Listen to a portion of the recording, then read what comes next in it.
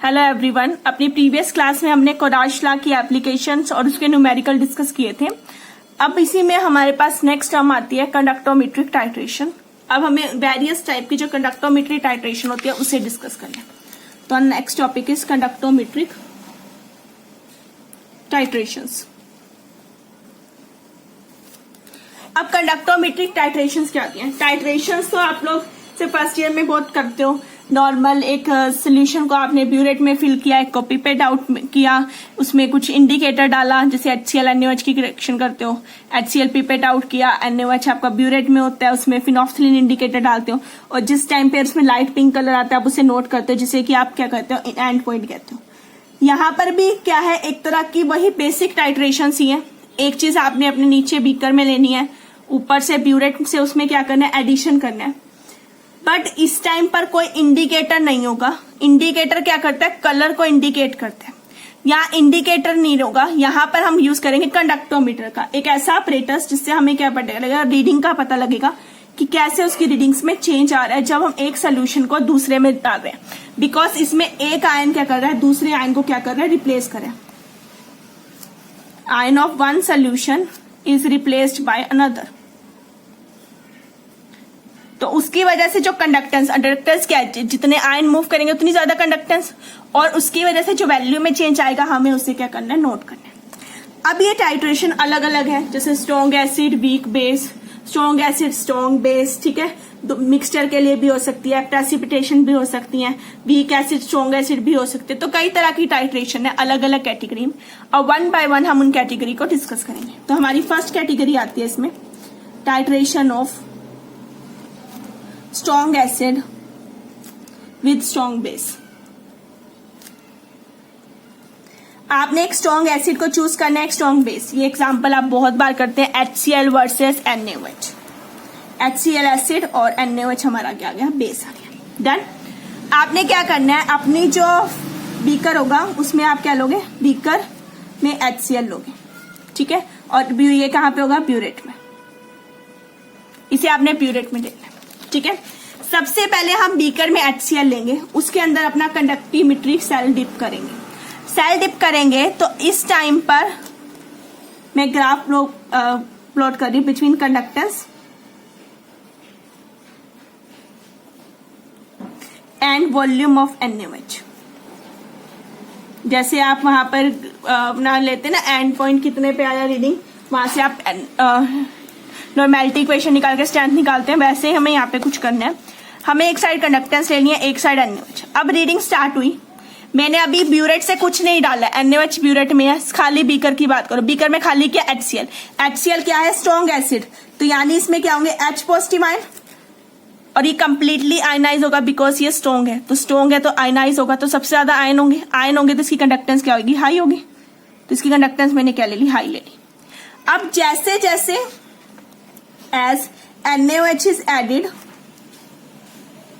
to HCl, जैसे जैसे NaOH HCl में ऐड होगा तो क्या होगा, ये HCl है और ये NaOH है, इन दोनों के बीच में रिएक्शन होगी और यहां क्या बन जाएगा, NaCl plus water, salt plus water आ जाएगा एसिड बेस रिएक्शन से।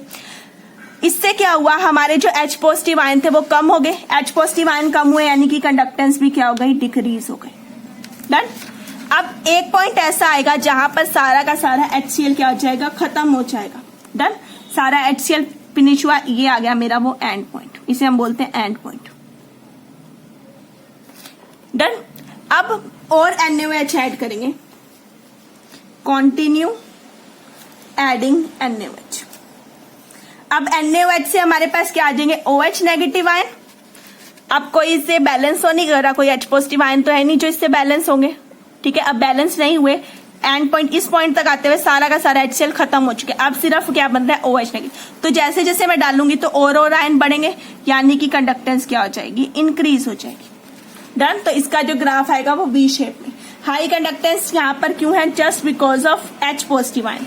यहाँ पर वो क्या हो गए, न्यूट्रलाइज हो गए, और यहाँ पर क्या हो गए, इधर की तरफ सिर्फ NaOH ऐड कर रहे हैं तो उसकी कंडक्टेंस की वजह से वैल्यू क्या हो रही है, इंक्रीज हो रही है। क्लियर। तो हमारे पास ये ग्राफ आ गया between strong acid and strong base.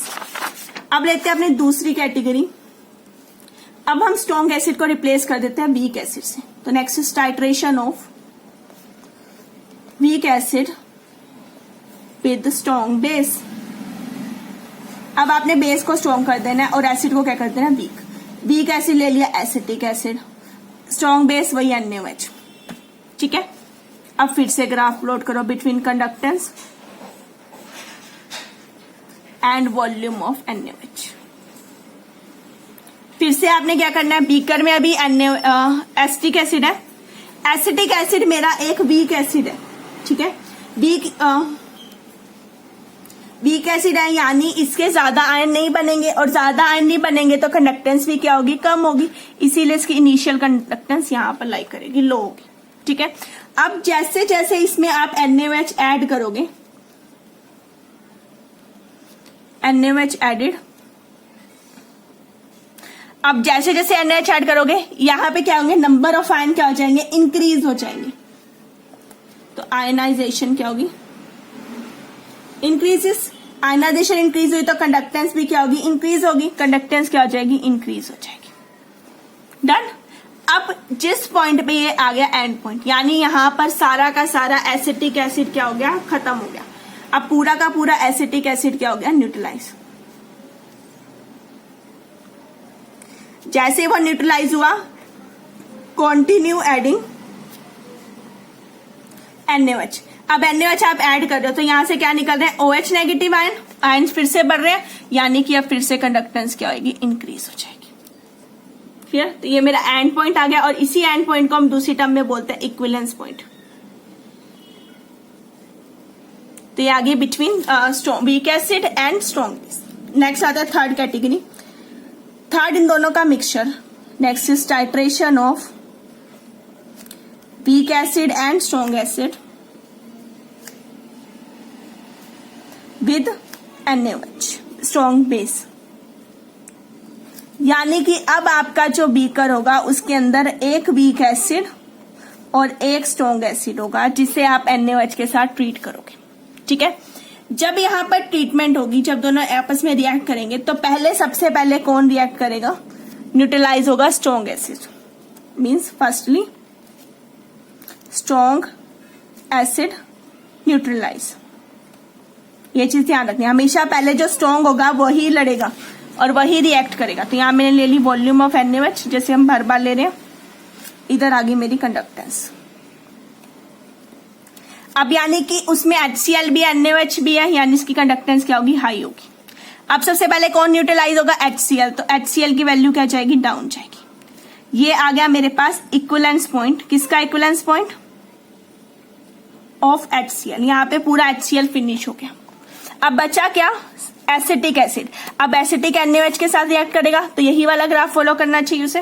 तो ये ऐसे आएगा, और इस पॉइंट पर ये मेरा आ गया इक्विवेलेंस पॉइंट किसका, एसिटिक एसिड का, जैसे ऊपर वाले में हमने किया। और उसके बाद हम NaOH को कंटिन्यू करेंगे तो ये वैल्यू बढ़ेगी। तो इसमें दो इक्विवेलेंट पॉइंट होंगे, पिछले वालों में एक एक इक्विवेलेंट पॉइंट था, इसमें हमारे पास दो इक्विवेलेंट पॉइंट आएंगे। पहला HCl की वजह से और दूसरा हमारा किसकी वजह से आएगा, NaOH की वजह से। स्ट्रॉन्ग पहले रिएक्ट करेगा और वीक बाद में करेगा। डन। अब यहाँ स्ट्रॉन्ग एसिड भी ले लिया, वीक एसिड भी ले लिया, उनका मिक्सचर भी ले लिया। अब बेस को वीक कर देते हैं, एसिड को स्ट्रॉन्ग कर देते हैं। तो अपनी नेक्स्ट कैटेगरी पे आते हैं, titration of strong acid with weak base. Strong acid वही HCl लिया, वीक बेस यानी कि NH4OH लिया। अब ग्राफ प्लॉट करो बिटवीन कंडक्टेंस। हर बार सेम चीज करनी है, पहले वाले की वजह से क्या वैल्यू आएगी और दूसरे वाले की वजह से क्या वैल्यू आएगी। अब HCl है, बिकॉज स्ट्रॉन्ग है तो कंडक्शन स्टार्टिंग में क्या होगी, हाई होगी। जैसे जैसे NaOH ऐड होगा वो क्या होगा, न्यूट्रलाइज होगा। कैसे न्यूट्रलाइज होगा, H positive Cl negative plus NH4 positive OH negative. ये न्यूट्रलाइज करके मेरे को क्या दे देगा, NH4 positive Cl negative plus water. Neutralise हो गया, न्यूट्रलाइज हुआ सारा HCl खत्म हुआ, तो ये मेरे पास आ गया किसका, इक्विवेलेंस पॉइंट। अब इस टाइम पे सारा का सारा HCl फिनिश हो गया। अब एंड पॉइंट के बाद अगर हम NaOH और डालें, ये क्या है, वीक है, वीक है तो ज्यादा आयनाइज नहीं होगा, और ज्यादा आयनाइज नहीं होगा तो ज्यादा कंडक्टेंस भी नहीं शो करेगा, तो ये कंडक्टेंस क्या आएगी, स्ट्रेट लाइन आएगी। ठीक है, इसमें ज्यादा चेंज नहीं आएगा, मीन्स कॉन्टिन्यू एडिंग NH4OH। तो यहाँ पे no change in, no much change तो होगा पर इतना चेंज नहीं कि हम उसे ऑब्जर्व कर पाए, तो no much change in conductance, इसीलिए वैल्यू क्या आ गई मेरे पास, एक स्ट्रेट लाइन ग्राफ आ गया। क्लियर, तो ये आ गया मेरा जब मैंने क्या किया, स्ट्रॉन्ग एसिड और वीक बेस को न्यूट्रलाइज किया। नेक्स्ट इसी में आते हैं हमारे पास प्रेसिपिटेशन रिएक्शन, ऐसी रिएक्शन जिसमें हमारे पास पीपीटी की फॉर्मेशन होती है। तो our fifth category is precipitation reaction.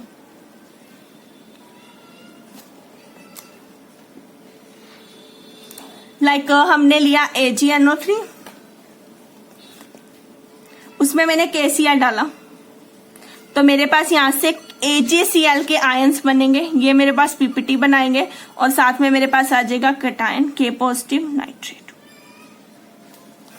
ठीक है, तो ये मेरे पास एक प्रेसिपिटेशन रिएक्शन है। अब मैं इसका ग्राफ बनाती हूँ, वॉल्यूम ऑफ KCl और इधर आ गई कंडक्टेंस। हमने BA लेना है बीकर में और इसे ले लेना है ब्यूरेट में।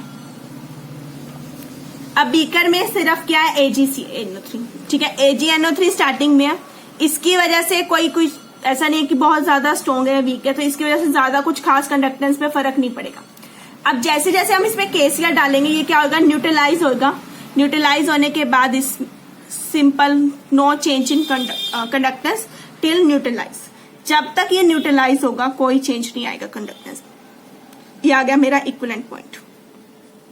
अब इस पॉइंट पे सारा का सारा AgNO3 खत्म हो चुका है। अब हम कंटिन्यू किसे ऐड करें, KCl को। यहां से हमारे पास K पॉजिटिव आयन और Cl नेगेटिव आयन आ रहे हैं। अब ये आयन की मूवमेंट की वजह से हमारी कंडक्टेंस क्या हो रही है, इंक्रीज हो रही है। डन, तो हमारे पास इस तरह से ग्राफ आएगा, पहले नो चेंज इन कंडक्टेंस और उसके बाद हमारे पास कंडक्टेंस क्या होगी, इंक्रीज होगी। ये तब तक चेंज नहीं आएगा जब तक ये कंप्लीटली न्यूट्रलाइज नहीं हो जाते, यानी कंप्लीटिविटी नहीं बना देते। क्लियर, तो ये थी हमारी प्रेसिपिटेशन रिएक्शन। इसी में हमारे पास एक लास्ट आती है जिसमें हमें करना है titration of salt of weak acid with strong acid. एक सॉल्ट लेना है वीक एसिड का, वीक एसिड मेरा एसिटिक एसिड, उसका सॉल्ट ले लिया मैंने सोडियम एसिटेट, और स्ट्रॉन्ग एसिड मैंने ले लिया HCl। ठीक है, तो अगर ये सॉल्ट है तो इसमें इस तरह से अनायन होंगे, cation अनायन H positive Cl negative. तो जब ये न्यूट्रलाइज होगा तो ये किसे बनाएगा, एसिटिक एसिड को प्लस NaCl। यही रिएक्शन होनी चाहिए। ठीक है, अब मैंने जब स्टार्टिंग में रिएक्शन करनी शुरू करी तो स्टार्टिंग में मैंने क्या लिया, यहां पर सॉल्ट लिया। तो अगर मैं यहां पे ग्राफ बनाऊं between conductance and volume of HCl, ठीक है, अब जब हम ये डालेंगे तो क्या होगा, धीरे धीरे रिएक्शन में क्या आ जाएगा हमारा, ये न्यूट्रलाइज हो जाएगा। ठीक है, न्यूट्रलाइज हो रहा है तो यहाँ पे कंडक्टेंस में कोई चेंज नहीं है, बिकॉज ये ऑलरेडी वीक था। इसे हमने बीकर में लेना है और इसे हमने लेना है ब्यूरेट में।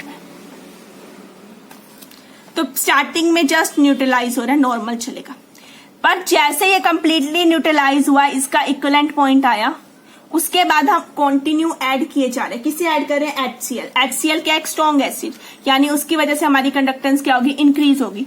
तो इंक्रीज होगी तो हमारे पास कुछ ऐसा ही ग्राफ आएगा जैसा कि हमारा प्रेसिपिटेशन रिएक्शन में आता है। क्लियर, अब ये तो थी हमारी डिफरेंट टाइप की कंडक्टोमेट्रिक रिएक्शंस। अब इन सारी टाइट्रेशन में एक चीज कॉमन आती है, वो क्या, जो भी हम सोल्यूशन बीकर में ले रहे हैं और जो भी हम ब्यूरेट में ले रहे हैं उनके बीच में थोड़ा सा फर्क होता है। जो भी हमने ब्यूरेट में लेना है वो सोल्यूशन 10 टाइम्स स्ट्रॉन्गर होता है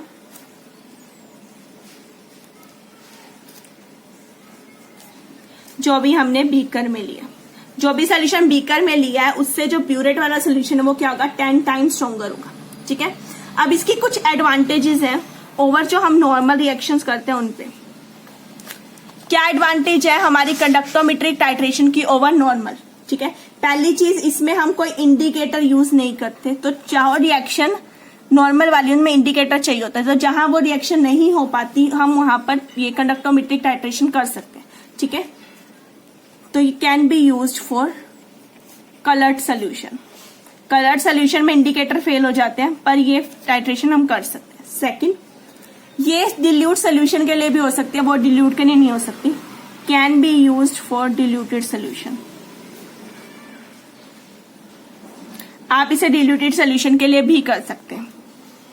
थर्ड, आप इसमें मिक्सचर भी यूज कर सकते हैं, जैसे हमने यहां पर लास्ट वाला किया जहां सोल्ट यूज किया, इससे पहले हमने मिक्सचर भी किया। Can be used for mixture of strong and weak acid.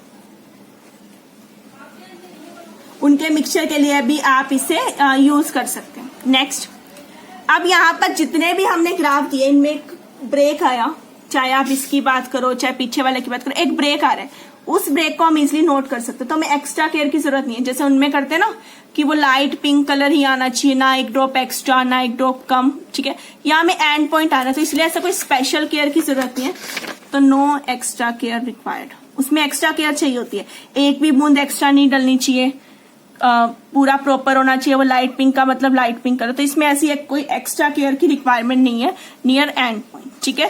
तो ये थी हमारी कंडक्टोमेट्रिक टाइट्रेशन और उसकी advantage over our ordinary titration. Done. अब इसके बाद हमारे पास एक टॉपिक बचा, दैट इज पीएच, और उसी से बफर एक्शन वगैरह जो सारा कुछ है वो पीएच के अंदर ही हम सब स्टडी करेंगे, जिसे हम अपनी नेक्स्ट क्लास में करेंगे। Okay, thank you everyone for watching.